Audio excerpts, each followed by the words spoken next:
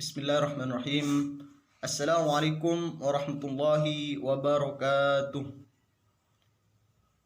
Yang mulia dan yang kami muliakan Bapak Abdullah Dardum MTHI dan juga Ibu Mufidah Ulfa MTHI selaku pembina dan pembimbing kami dalam matkul Ulumul Quran.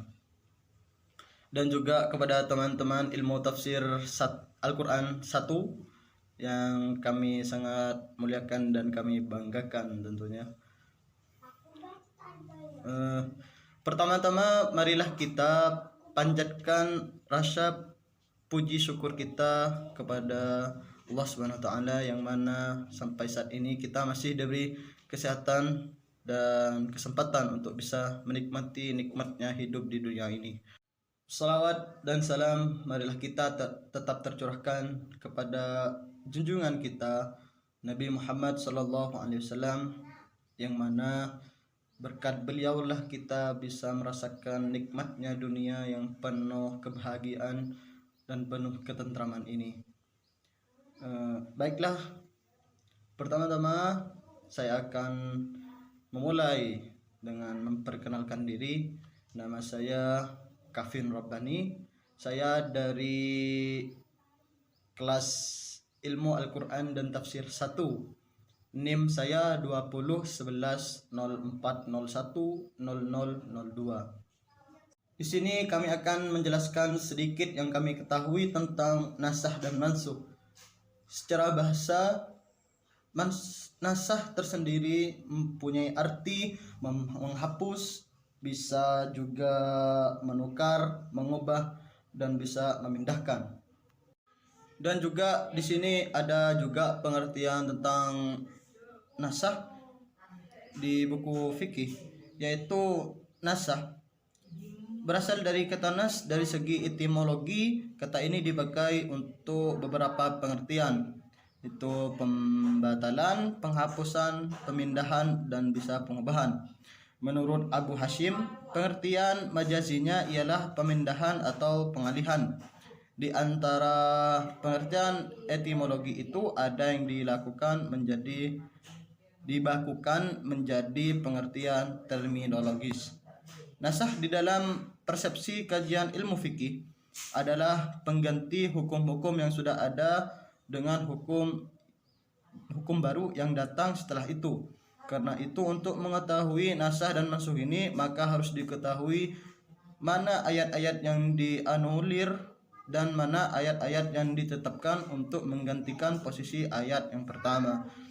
Para usul fikih menyatakan bahwa nasah itu bisa dibenarkan bila memenuhi kriteria 3 berikut. Yang pertama yaitu pembatalan itu harus dilakukan melalui tuntutan syara' yang mengandung hukum dari Allah dan Rasulnya yang disebut nasih yang menghapus. Maka habisnya masa berlaku hukum yang disebabkan wafatnya seseorang tidak dinamakan nasah. 2. Yang batalnya adalah syara' yang disebut mansukh. 3. Nasih harus datang kemudian dan dari mansukh. Saya ulangi, 3. Nasih harus datang kemudian dari mansukh. Dengan demikian istisna-nya tidak disebut nasah. Nasih secara bahasa berarti sesuatu yang menghapus. Secara istilahnya yaitu hukum syara' yang menghapus atau mengubah dalil syara' yang terdahulu dan menggantikannya dengan hukum yang baru yang ada di bawahnya. Mansukh secara bahasa yaitu sesuatu yang dihapus, dihilangkan, dipindah, disalin atau dinukil. Sementara menurut istilah para ulama, mansukh ialah hukum syara' yang diambil dari dalil syara' yang sama yang belum diubah atau dibatalkan atau diganti dengan hukum syara' yang baru yang datang kemudian. Syarat nasakh yakni ada 5 di sini. Kami temukan nomor 1, yang dinasakh atau yang dibatalkan itu hukum syara'. 2. Pembatalan itu datangnya dari kitab atau tuntunan syara'. 3. Nasih harus terpisah atau munfasil dari mansukh dan datangnya kemudian dari mansukhnya. 4. Mansuh tidak terikat oleh waktu. Dan yang selanjutnya nomor 5 yaitu nasikh harus lebih kuat atau sama kuatnya dengan mansuh. Misalnya Al-Quran dengan Al-Quran yang sama-sama qat'i. Selanjutnya yaitu dasar dari hukum nasakh yang terdapat di surah Al-Baqarah ayat 106. Bismillahirrahmanirrahim. Ma nansah min ayatin aw nunsiha na'ti bi khairin minha aw misliha. Alam ta'lam anna Allah ala kulli syai'in qadir. Yang artinya ayat yang kami batalkan atau kami hilangkan dari ingatan, pasti kami ganti dengan yang lebih baik atau yang sebanding dengannya. Tidakkah kamu tahu bahwa Allah Maha Kuasa atas segalanya, atas segala sesuatu. Surah Al-Baqarah ayat 106. Dan juga yang kami temukan di sini, para ulama usul fikih membagi nasakh menjadi 3 macam. Yang pertama yaitu nasakh Al-Quran dengan Al-Quran, seperti contoh surah Al-Baqarah ayat 115. Walillahil masyriqu wal maghribu fa aynama tuwallu fasamma wajhullah innallaha wasi'un alim, yang dinasakh dengan surah Al-Baqarah ayat 144. Qad nara taqalluba wajhaka fis sama' falanuwalliyannaka qiblatan tardaha فَوَلِّ وَجْهَكَ شَطْرَ الْمَسْجِدِ الْحَرَامِ وَحَيْثُ مَا كُنْتُمْ فَوَلُّوا وُجُوهَكُمْ شَطْرَهُ وَإِنَّ الَّذِينَ أُوتُوا الْكِتَابَ لَيَعْلَمُونَ أَنَّهُ الْحَقُّ مِنْ رَبِّهِمْ وَمَا اللَّهُ بِغَافِلٍ عَمَّا تَعْمَلُونَ. Yang kedua yaitu nasakh sunnah dengan Al-Quran, seperti contoh hadis dari Imam Bukhari dan Imam Muslim dari Al-Bara' bin Azib, yang artinya bahwasanya Nabi Shallallahu Alaihi Wasallam salat menghadap Baitul Maqdis itu selama 16 atau 17 bulan. Dinasakh dengan surah Al-Baqarah ayat 144, yang artinya sungguh kami melihatmu kamu menengadah ke langit, maka sungguh kami akan memalingkan kamu ke kiblat yang kamu sukai.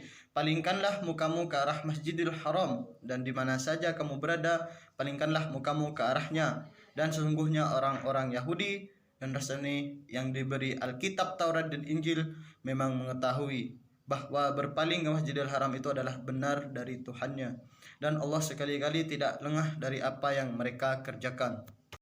Yang ketiga yaitu nasakh sunnah dengan sunnah, yaitu hadis dari Abu Hurairah, sesungguhnya Rasulullah Shallallahu Alaihi Wasallam melaknat wanita yang berziarah kubur.